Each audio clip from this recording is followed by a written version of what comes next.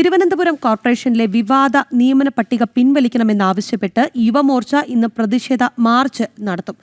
മറ്റ് അഴിമതികൾക്ക് പുറമെ 56 പേർ ഉൾപ്പെട്ട ലിസ്റ്റിൽ ഇടത് കൗൺസിലറെ നിയമവിരുദ്ധമായി തിരുകി കയറ്റിയെന്നാണ് ആക്ഷേപം. അഴിമതി ആരോപണങ്ങളിൽ പ്രതിഷേധം ശക്തമാക്കാൻ ഒരുങ്ങുന്നുണ്ട് BJPയും യുവമോർച്ചയും. എന്തായാലും ഇന്ന് രാവിലെ മുതൽ ഈ പ്രതിഷേധങ്ങളൊക്കെ അലയടിക്കും എന്നുള്ള കാര്യത്തിൽ സംശയമില്ല. വാർത്തയുടെ കൂടുതൽ വിവരങ്ങളുമായി ടിൻഡുദാസ് ഉണ്ട്. ടിൻഡു, എന്തായാലും BJP രണ്ടും കൽപ്പിച്ചു തന്നെയാണ്. കാരണം അഴിമതിക്ക് പുറമെയാണ് ഒരു കൗൺസിലറെ കൂടി തിരികെ കയറ്റി ജോലി കൊടുക്കുന്നു എന്നുള്ളതാണ്. എങ്ങനെയാണ് BJPയുടെ പ്രതിഷേധ പരിപാടികൾ?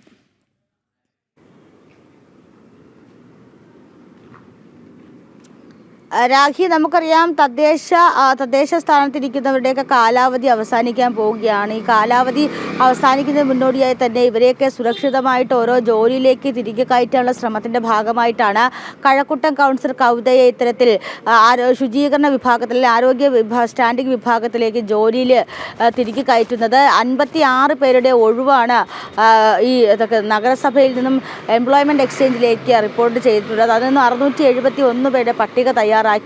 ഈ 671 പേരിൽ നിന്നും 56 പേരെ നഗരസഭ സെലക്ട് ചെയ്തിട്ടുണ്ട്. നഗരസഭ സെലക്ട് ചെയ്തത് കവിതയാണ്, കഴക്കൂട്ടം കൗൺസിലർ കവിതയാണ്. അപ്പോൾ ആ ഒരു നിയമനത്തിനെതിരെയാണ് ഇപ്പോൾ വലിയ രീതിയിൽ BJP കൗൺസിലർമാർ പ്രതിഷേധിക്കുന്നത്. ഏറ്റവും പ്രധാനപ്പെട്ട കാര്യമെന്ന് പറയുന്നത് ധനകാര്യ സ്റ്റാൻഡിംഗ് കമ്മിറ്റിയിൽ വരേണ്ട വിഷയം ആദ്യം ചർച്ചയ്ക്ക് കൊണ്ടുവരുന്നത്, അല്ലെങ്കിൽ ആദ്യ അജണ്ടയായിട്ട് കൊണ്ടുവരുന്നത് ആരോഗ്യ സ്റ്റാൻഡിംഗ് കമ്മിറ്റിയിലാണ്. ഇത് ഗുരുതരമായിട്ടുള്ള പാർലമെന്ററി കാര്യ ചട്ടലംഘനമാണെന്ന് BJP കൗൺസിലർമാർ ചൂണ്ടിക്കാട്ടിയിരുന്നു. അത് ചൂണ്ടിക്കാട്ടിക്കൊണ്ടാണ് കഴിഞ്ഞ 3 ദിവസം നഗരസഭയിൽ BJP കൗൺസിലർമാർ വലിയ രീതിയിലുള്ള പ്രതിഷേധം ഉയർത്തിയത്. കഴക്കൂട്ടം കൗൺസിലർ കവിതയും അതോടൊപ്പം തന്നെ മേയർ ആര്യ രാജേന്ദ്രനും രാജിവെക്കുക എന്നാവശ്യപ്പെട്ടുകൊണ്ടാണ് ഈ പ്രതിഷേധങ്ങൾ അലയടിക്കുന്നത്. ഇന്ന് യുവമോർച്ചയുടെ നേതൃത്വത്തിൽ തിരുവനന്തപുരം നഗരസഭയിലേക്ക് വലിയ രീതിയിലൊരു പ്രതിഷേധ പരിപാടി സംഘടിപ്പിച്ചിട്ടുണ്ട്.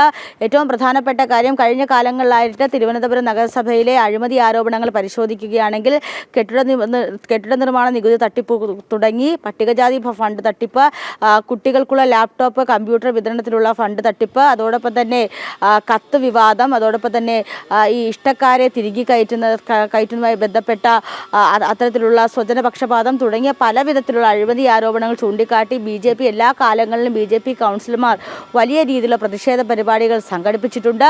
അതിന് പുറമെയാണ് ഇപ്പോൾ ഇത്തരത്തിൽ തദ്ദേശ കാലാവധി അവസാനിക്കുമ്പോൾ LDF കൗൺസിലർമാരെയൊക്കെ സുരക്ഷിത സ്ഥാനത്തേക്ക് എത്തിക്കാനായിട്ട് അവരെ നിയമിക്കാനായിട്ട് ഇത്തരത്തിലുള്ള ശ്രമം ഈ ഇടതുപക്ഷ കൗൺസിലർമാരുടെ ഭാഗത്തു നിന്നും ഉണ്ടാകുന്നത്. അത്തരത്തിൽ വലിയ രീതിയിലുള്ള അഴിമതി ആരോപണമാണ് ഒരുപക്ഷെ തിരുവനന്തപുരം നഗരസഭയെ സംബന്ധിച്ചിടത്തോളം നടന്നിട്ടുള്ളത്. ഈ ആരോഗ്യ സ്റ്റാൻഡിംഗ് കമ്മിറ്റിയിൽ വരുന്ന വിഷയങ്ങളൊക്കെ എന്തടിസ്ഥാനത്തിലാണ് ഇത്തരത്തിൽ ഒരു കൗൺസിലറെ ജോലിക്ക് എടുക്കുന്നത് എന്നൊരു ആരോപണമാണ് ഈ ഘട്ടത്തിൽ ഉയർന്നത്. ഏറ്റവും പ്രധാനപ്പെട്ട കാര്യം, ഇതിന് മറുവാദമായിട്ട് LDF കൗൺസിലർമാർ ആരോപിക്കുന്നത് വർഷങ്ങൾക്ക് മുമ്പേ തന്നെ കൗൺസിലർ കവിത ഇത്തരത്തിൽ എംപ്ലോയ്മെൻറ്റ് എക്സ്ചേഞ്ചിൽ അപേക്ഷ നൽകിയിരുന്നു. അതിൻ്റെ അടിസ്ഥാനത്തിലാണ് ഈ കവിതയെ ഇത്തരത്തിൽ ജോലിക്ക് ശുപാർശ ചെയ്തതെന്ന തരത്തിലുള്ള വാദമാണ് LDF കൗൺസിലർമാരുടെ ഭാഗത്തു നിന്നുണ്ടാകുന്നത്.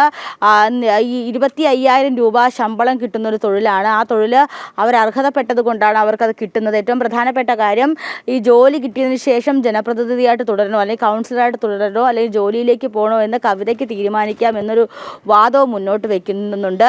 പക്ഷേ ഇതിൽ പ്രത്യക്ഷത്തിൽ തന്നെ അഴിമതി കാണാൻ സാധിക്കും. കാരണം 56 പേരടങ്ങുന്ന ലിസ്റ്റിൽ 671 പേര് 56 പേരെ തിരഞ്ഞെടുക്കുകയും അതിലൊരാൾ കവിതയായി മാറുകയും ചെയ്യുമ്പോഴാണ് ഇത്തരത്തിൽ അവിടെ വന്നിട്ടുള്ള സ്വജനപക്ഷപാതം അല്ലെങ്കിൽ ഇത്തരത്തിൽ ഇഷ്ടക്കാരെ തിരികെ കയറ്റുന്നു എന്നൊരു ആരോപണം ഇവിടെ വരുന്നത്. എന്തായാലും വരും ദിവസങ്ങളിലും തിരുവനന്തപുരം നഗരസഭയിൽ വലിയ രീതിയിലുള്ള പ്രതിഷേധമുണ്ടാകും. ഏറ്റവും പ്രധാനപ്പെട്ട കാര്യം, BJP യുവമോർച്ചയും വലിയ രീതിയിലുള്ള പ്രതിഷേധ പരിപാടികൾ സംഘടിപ്പിക്കാൻ തന്നെയാണ് ഒരുങ്ങുന്നത്. രാഖി, ടിൻഡു ചൂണ്ടിക്കാട്ടിയതുപോലെ ഇഷ്ടക്കാരെ തിരികെ കയറ്റുന്നത് നാം പലപ്പോഴായി കണ്ടിട്ടുണ്ട്. എന്നാൽ സ്വയം കസേര ഉറപ്പിക്കുന്നത് ആദ്യമായിട്ട് കാണുകയാണ്.